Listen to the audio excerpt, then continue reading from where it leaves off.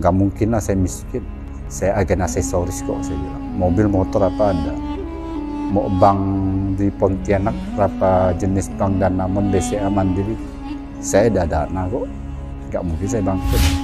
Anak saya yang pertama bertanya, "Pak, saya Buddha loh." "Betul, Papa tahu kamu Buddha. Kan Papa nggak maksa." "Nggak maksa kamu ke Islam." "Nggak ada kan? Ada nggak Papa maksa kamu?" "Nggak ada sih." "Ya udah kamu liatin aja." Jadi orang ini nih, dia buat potongan babi kecil, tipis. 1 keping babi saya makan, saya ambil duit 1 ikat 1 juta. Itu entah berapa miliar loh di meja. Saya tutup uangnya, saya kembalikan uangnya. Itu saya mau dilempar aspal yang kaca yang tebal tuh. "Kamu nih Cina paling bodoh, Cina paling..." Pokok habis saya mati. Saya malu punya keluarga kayak kamu. Dia masih keluarga yang punya 28 PT di Kalimantan Barat. Setetes pun uang haram yang saya bawa pulang ke rumah untuk anak istri saya. Haram juga anak istri saya. Nggak boleh. Itu ajaran guru agama saya, nggak boleh. Satu butir beras yang jadi nasi, yang haram, saya bawa pulang ke rumah. Haram juga anak istri saya nggak mau. Saya mengerjakan segala sesuatu, Allah tidak akan lepas dari kalimat mulut di hati saya. Tidak pernah. Saya Tionghoa di suku Hakka Pontianak. Hakka kan dua kategori, Singkawang sama Pontianak. Orang tua ibu dari Ketapang, kalau bapak dari Mandor, Pak Bulu gitu. Asal muasal orang tua Buddha. Pas di TK sampai SD saya di Gembala Baik. Waktu itu saya pakai nama awal Chong Acung karena ikut marganya ibu. Kalau marga saya sebenarnya marga Bong. Panggilan sehari-hari sih dipanggil Acan. Udah lama perjalanan saya pun sambil merantau Jakarta 5 tahun. Sendirian. Modal nekat. Mungkin karena saya ini entah ke bandel atau apa, saya nggak paham. Saya hobinya balap liar, termasuk mekanik juga. Jadi pas kecelakaan yang terparah itu nginap di rumah sakit Sunter, dinyatakan kaki, tangan, dua-duanya udah patah. Diperban tuh tinggal 2 mata aja yang nggak diperban.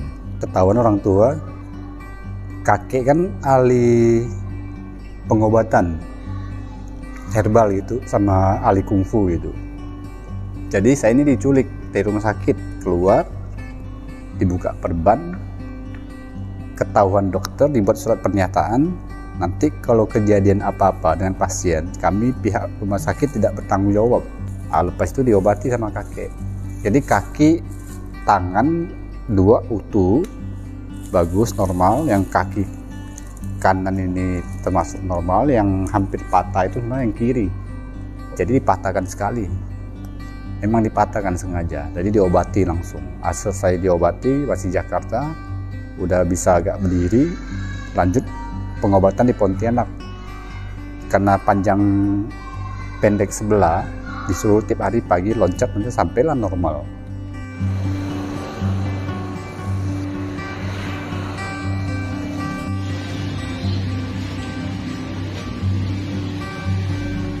Di saat saya mempelajari Islam dapat mimpi, saya sales aksesoris handphone, grosir saya sekalbar sampai Kalteng. Kadang udah mulai naik rezeki saya tuh kan.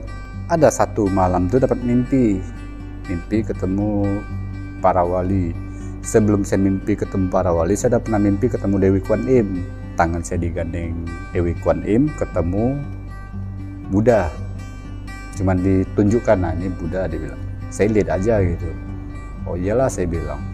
Selang ada beberapa bulan saya mimpi para wali berjalan di satu kayak mau hutan, bukan hutan, kayak gurun gitu, ada pasir, cuman pohonnya tuh rapi. Ada satu musola dari kayu, di dalamnya tuh pas saya lewat itu sebagian lagi sholat. Di samping musola itu ada kursi panjang dari kayu. Pas saya tungguin salah satu selesai sholat, saya minta izin, "Pak, saya numpang istirahat, dari capek." "Boleh, silahkan duduk aja," dia bilang. "Kamu suka gak dengan Islam?" "Ya saya suka," saya bilang. "Siap gak kamu masuk Islam?" "Tapi saya mau pelajari dulu," saya bilang. "Ya udah, kamu pelajari dulu," dia bilang. "Ini buat kamu, simpan baik-baik." Dikasih koin 7 Yasin. Saya bilang, "Ini buat apa Pak?" "Simpan aja, nanti kamu akan tahu."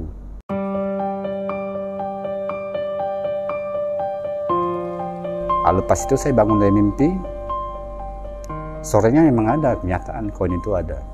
Itu ada satu orang tua, dia ke rumah, seolah tuh kayak numpang gitu.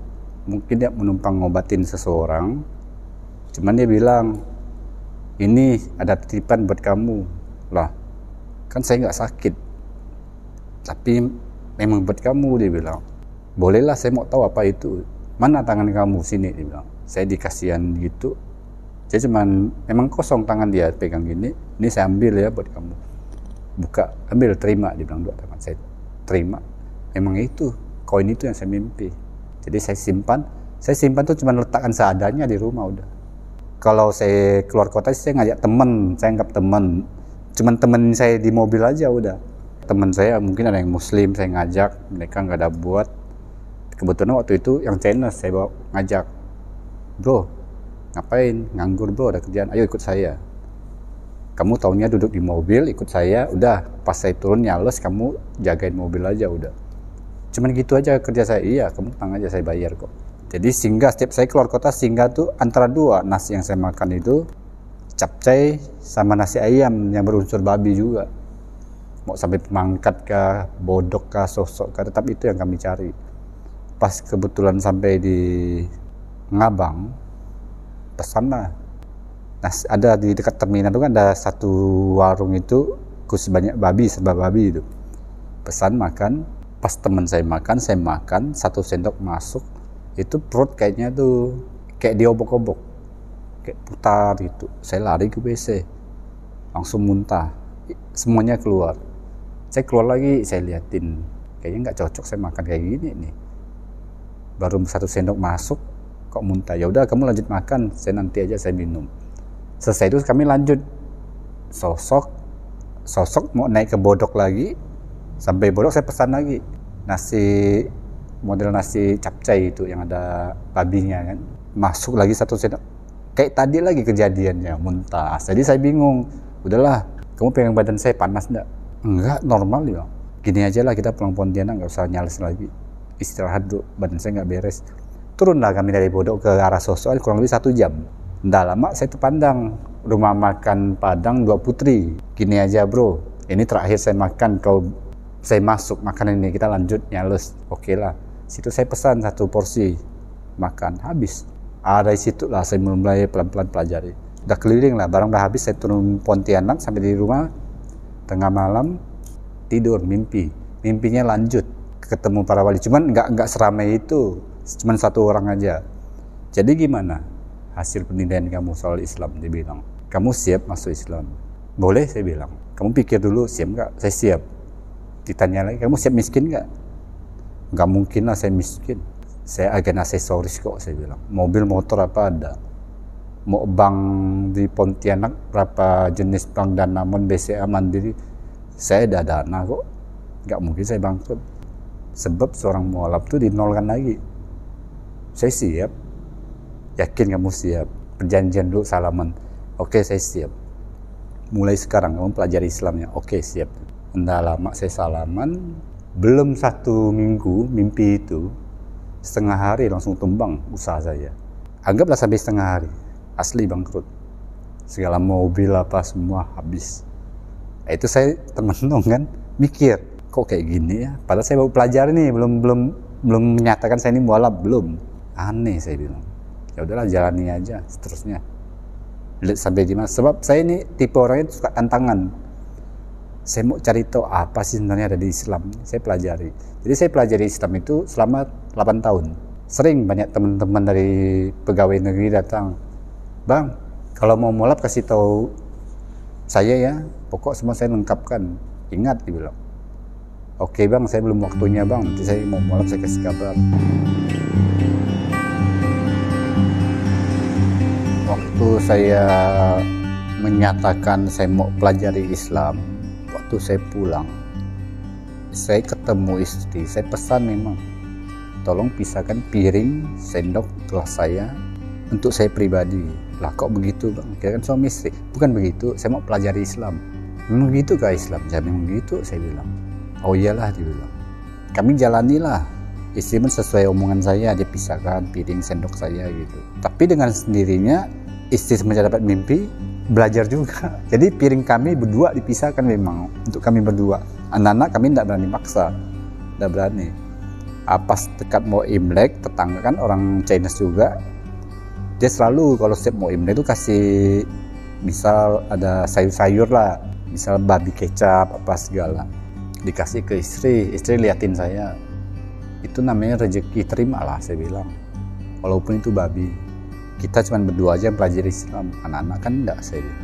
Disimpan di meja, kami tutup pakai tulung saji. Memang udah ada 6 waktu itu anak saya, termasuk Sukma yang masih kecil kan. Itu Sukma masih kecil loh.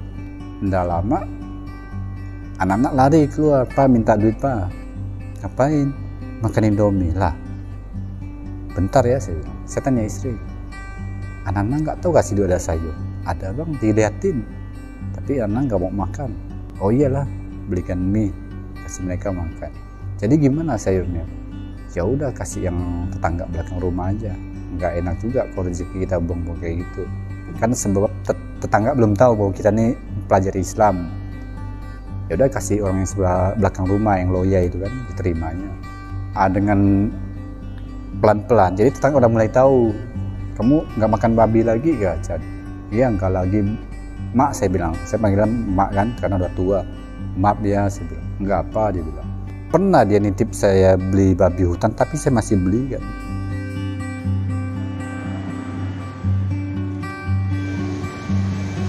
Pas tahun yang ke-8, kan anak-anak ada 6, yang paling besar laki-laki. Jadi datang satu angkat saya, namanya Jainal, kami panggilnya Bang Jainal. Itu anak guru agama saya, termasuk orang tua angkat saya. Kebetulan yang bawa teks ini saudara angkat juga, Muslim juga. Dia bawa mobil. "Assalamualaikum, Bang Adi di mana?" "Ada di Pontianak." "Asing enggak lah." Jadi kami tuh biasa ada ngumpul gitu, saya kumpulin saudara angkat yang Islam. Saya saling bertanya hal agama gitu kan ya, gimana gitu. Jadi tanya, "Gimana Bang Chan, udah siap belum?" "Kayaknya sih udah siap Bang," saya bilang. "Ayolah kamu mulai hari ini. Tapi gimana anak-anak udah siap belum?" "Saya yakin udah siap Bang," saya bilang. Waktu itu memang kami ke arah Mujahidin. Anak-anaknya masuk mobil. Arahlah ke Mujahidin. Anak saya yang pertama bertanya, "Pak, saya Buddha loh." "Betul, Papa tahu kamu Buddha. Kan Papa enggak maksa." "Enggak maksa kamu ke Islam." "Enggak ada kan? Ada enggak Papa maksa kamu?" "Enggak ada sih." "Ya udah kamu liatin aja, enggak apa." "Enggak, Papa enggak maksa, tenang aja." Dengan sendiri kami otomatis ke arah mualaf syahadat di hari itu juga. Jadi anak pertama saya enggak pernah sampai detik ini masih Buddha. Anak saya yang pertama sekarang lagi di luar negeri, di Malaysia. Sebab pribadi saya ini keyakinan enggak bisa dipaksa.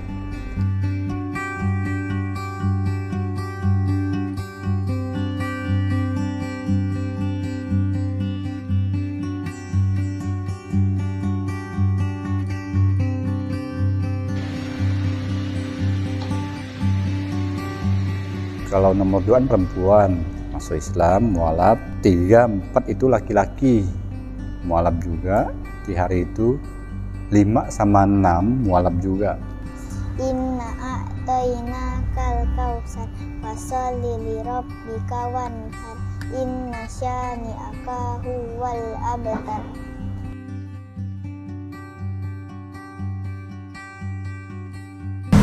Tuh pasti tolak. Ya, dibuang. Nggak ada yang masih cara ini. Nggak ada.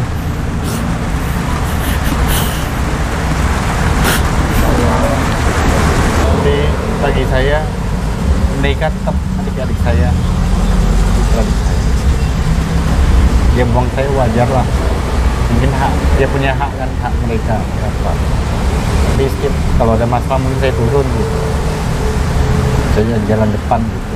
Mungkin di saat sebagian keluarga besar saya tahu nih saya ini udah Islam, kami dibuang segala penjuru. Mau pihak dari istri kah, pihak dari pribadi saya kah, saudara kandung saya, mereka udah mulai buang, nggak terima. Bahkan ada yang nggak mau mengakui sebagai abang, adik kandung yang ada di Australia. Cuman kalimat saya cuma satu, kalau kamu nggak mau menganggap saya sebagai abang, itu hak kamu. Tapi ingat satu hal, kamu tetap adik saya, itu aja. Sampai detik ini, setelah meninggalnya almarhumah istri saya, jadi pihak mertua ini selalu hasut. Kemarin terakhir saya ke Kaltim, kena hasut, segala uang yang saya kirim, gaji saya yang kirim untuk anak-anak, enggak ke anak-anak. Mertua nggak ajari istri saya ke dukun. Dan saya bukan buka aib, Kak. Ke dukun. Waktu itu anak-anak nggak berani cerita, takut. Makanya anak-anak saya yang mulai bercerita ini di saat istri udah meninggal. Berceritalah satu-satu. Sebenarnya kalau istri saya itu bagus orangnya, cuman dia kena hasut aja dari pihak mertua saya. Setelah meninggalnya istri saya itu, saya perhatikan anak nomor 2 yang perempuan itu atas nama Cindy ini kasar dengan saya. Saya mau tanya, kamu begitu sebab kamu apa? Saya mau tahu, saya bilang. Diam dia, masuk kamar. Nggak lama saya tanya lagi, besok begitu lagi dia. Dari istri saya meninggal, istri saya, anak nomor 2 saya disering WA, ditelepon sama neneknya mertua saya nih. Jadi berkunjunglah dia ke sana. Kadang mau diajak adik-adiknya, saya tahan, nggak boleh, saya bilang. Cukup kamu aja. Jadi pergilah dia, kadang nginap di sana 2 malam, 3 malam. Enggak lama dia menyatakan murtad ke adik-adik dia semua. Kakak sekarang udah ke Kristen loh, dia bilang, udah murtad. Jadi adik-adiknya kasih tahu saya, Pak Cici udah murtad. Ya mau gimana lagi? Papa enggak marah, apa sebab? Pertama dia kaki, tangan udah kuat. Kan begitu. Kalau kita kasih masukan, mungkin hal yang dia enggak senang, dia bisa berbalas. Jadi satu kalimat kita kasih tahu hal yang bagus menurut kita, dia bisa balas kita hal yang bagus menurut dia gitu. Ya udah, lebih baik jangan dilanjutkan. Kamu merasa kamu benar, ya udah benarlah menurut kamu. Cuman saya pesan cuma satu ke mereka, termasuk anak saya yang laki-laki yang muda. Pelajarilah agama sedalam mungkin, sedalam-dalamnya. Jadi jangan tahu di luarnya aja. Contoh kalau Kristen maupun Katolik atau Protestan atau gimana ya, perjanjian lama boleh kalian pelajari, jangan kalian taunya perjanjian baru.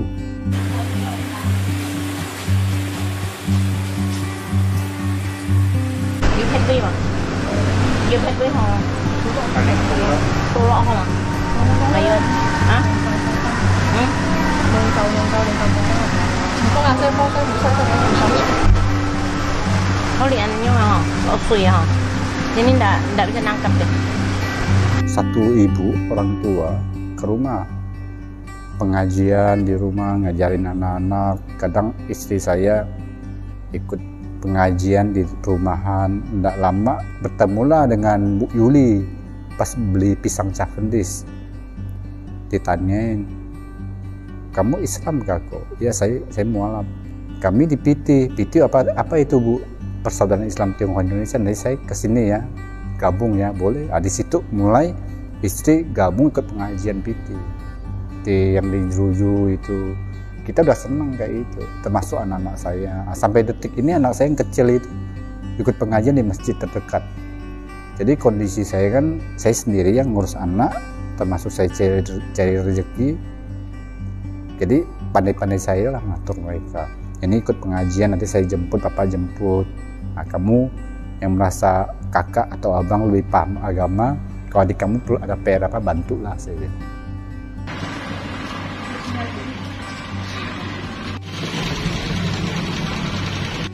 Saya kan mekanik motor. Kadang mobil saya perbaiki juga. Kelebihan di pribadi saya itu otodidak. Apapun yang manusia bongkar, kalau saya lihat sekali, mungkin saya paham. Pesawat aja belum pernah saya bongkar. Mau alat berat apa udah pernah saya bongkar. Cuman keahlian saya fokus ke motor. Jadi sambilan sekarang nih, berhubung saya keadaan begini, ini memang asli, entah nol yang keberapa kali saya nggak tahu. Yang kalau ikut secara yang saya dapat mimpi, saya di nol kan, ini entah nol yang keberapa kali dah. Semua tabungan habis juga. Jadi ini nol, mungkin anggaplah nol yang terakhir. Saya mulai, sekarang saya jualan dimsum. Jadi sebagian lapak halaman rumah saya sewakan rumah makan Padang sama pempek. Ini mungkin mau masuk sate lagi. Jadi saya ambil ke minuman. Mereka boleh jualan tapi saya ambil minuman. Jadi dimsum itu tetap saya jalani gitu.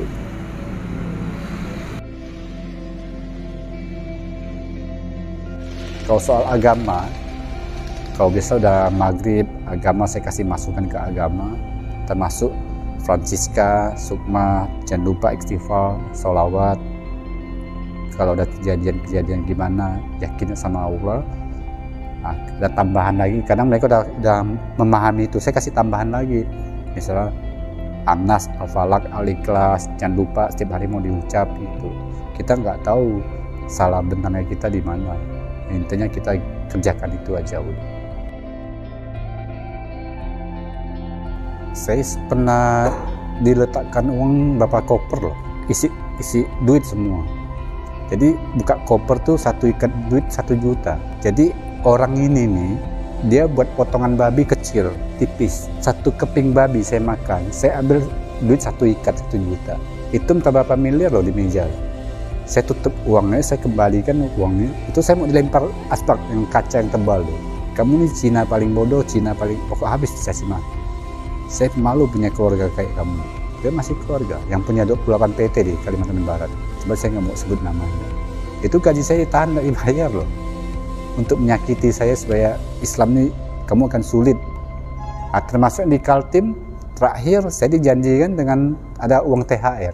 Itu di Kaltim saya status yang driver, pengawas. Cuman saya ada tambahan loh dikasih bos, nangkap orang. Itu nangkap 1 orang bukan di satu lokasi macam di Kalimantan Timur, pedalaman daerah Melak, logging. Itu ada batu bara juga bos, ada nikel juga di Sulawesi. Itu satu pelakunya ketemu loh, saya lacak. Jadi nyawa saya 1 minggu itu diancam sama orang, sampai orang Kodim jagain saya di mes. Di saat saya merasa punya hasil kerja begini, saya dipercaya dengan bos. Kalau saya mau kaya, kalau di Kaltim Pak, itu uang berapa amplop tebal isinya Pak. Saya tidak perlu gaji bos, sekian juta saya makan duit amplopnya udah kenyang. Ngapain saya mau pakai uang gaji bos? Tapi tidak saya kerjakan. Sebab pikiran saya begini, setetes pun uang haram yang saya bawa pulang ke rumah untuk anak istri saya, haram juga anak istri saya. Enggak boleh. Itu ajaran guru agama saya, enggak boleh. 1 butir beras yang jadi nasi yang haram saya bawa pulang ke rumah, haram juga anak istri saya nggak mau. Cukuplah saya yang tahu. Enggak ada, saya kembalikan ke bos. Tapi kok bos enggak ada kirim THR saya, enggak ada. Sampai istri saya meninggal, saya kirimkan resep obat untuk tebus uang, enggak ada duit. Sampai saya jual kompresor saya, ya udah. Tapi gitulah nikmatnya hidup. Jadi nggak ada, awalnya memang kesal, tapi saya pikir balik, kamu manusia gitu kan. Saya menyakiti dia, nanti sakit di hati saya juga, terluka juga saya. Masa bos kita yang sempat bantu kita minjam duit tidak pernah bertanya, langsung kasihan duit. Sekarang gara-gara THR kita mau nyumpah dia, enggak. Kalau saya tipe pendendam Pak, pelaku yang di belakang rumah saya udah selesai, nggak mau saya. Saya dulu mantan penjahat di mana, nggak ada yang tahu. Mereka cuma tahu dikit aja. Saya masuk Islam karena saya mulai belajar tobat saya. Dulu saya nggak ada yang sanggup. Kalau saya nggak senangan si A si B, nggak perlu saya turun tangan Pak. Selesai mereka. Cuma saya nggak mau. Saya udah tobat, nggak mau lagi. Nah ini di saat saya sendiri ngurus anak, jangan anak saya sehelai rambut pun lepas dari badannya. Tolonglah. Kalau bapaknya macam saya mau kalian tampar, silakan. Itu prinsip saya.